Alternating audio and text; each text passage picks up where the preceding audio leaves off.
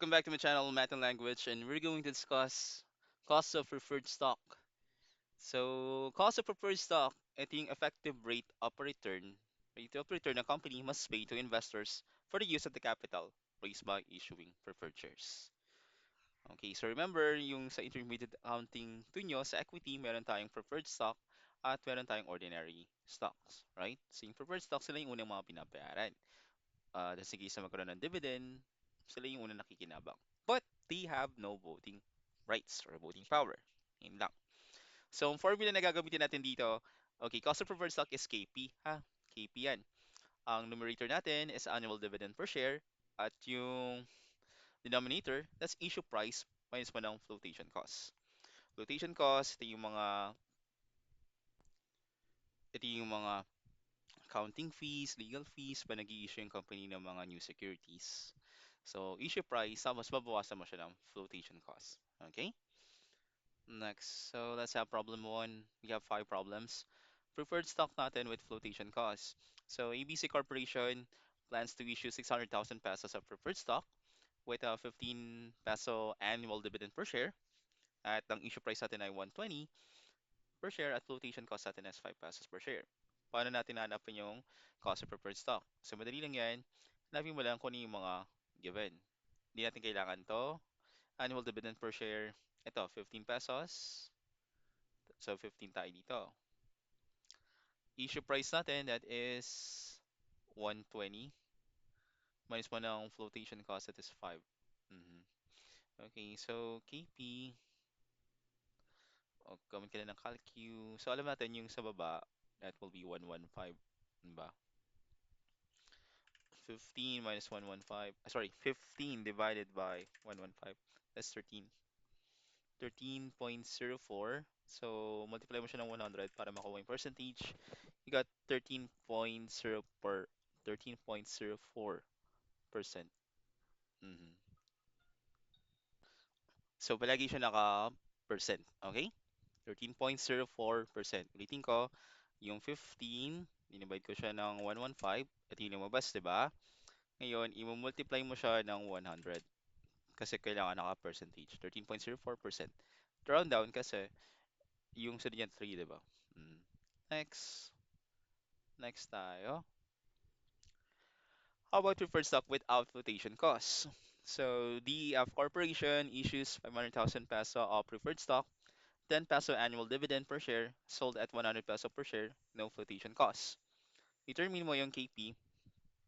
Yung KP, ito yung cost of preferred stock. Mhm.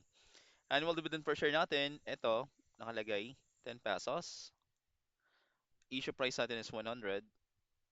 Dahil walang flotation cost, of course, zero yan, edi 100 pa rin, di ba? So that will be 10 over 100. So gamit ka ng calcu, may 100, multiply mo din ng 100 yan. 0.1 yan, di ba? 0.1, decimal form. Kailangan mo siyang gawing percentage,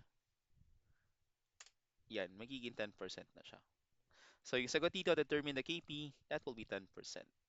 Mm. Moving on, callable preferred stock naman.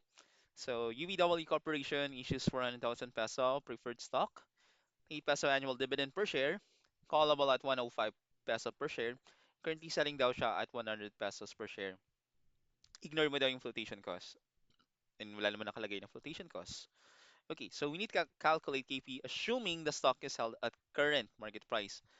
Okay, annual dividend per share natin dito, we have 8 pesos. Ayan, 8.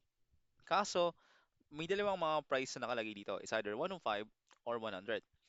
Kasi sinabi naman dito, we need to calculate KP assuming that stock daw ay held at current market price. Ano ba dito yung current market price? Itong 100 or 105? Itong 100 kasi nakalagay do currently selling. Mm. So that will be 100. So 8 over 1 ng 100, that's 0.08. At kung gagawin mo siyang percentage, multiply ka ng 100, that will be 8%. Mhm. Diba? Easy. Okay, problem 4 tayo. Preferred stock naman with different dividend rate. Teddy Corporation issues 300,000 peso preferred stock, 12 pesos annual dividend per share, sold at 95 pesos per share. Flotation cost natin is 2 pesos per share. Compute KP. So this is straightforward. Annual dividend per share natin ay 12. Issue price natin, that will be 95. Flotation cost natin ay 2.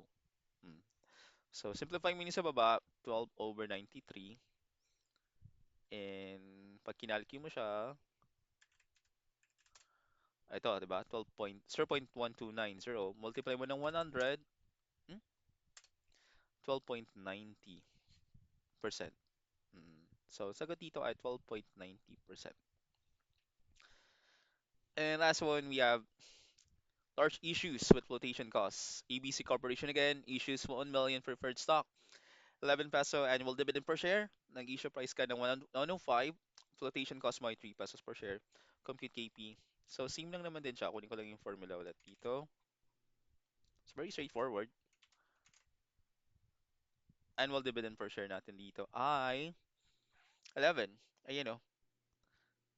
Issue price mo dito ay 105. Minus ka ng 3 pesos. Hmm. So, simplify mo yan. 102. And 11 divide mo ng 102. Oh, sorry. Kamali ako ng pindot. Okay, we have here. So, 0.1078. Multiply mo siya ng 100. And naka-percent na yan, 10.78%. Mhm. So, ganun nakadalig para mag-compute ng cost of preferred stock.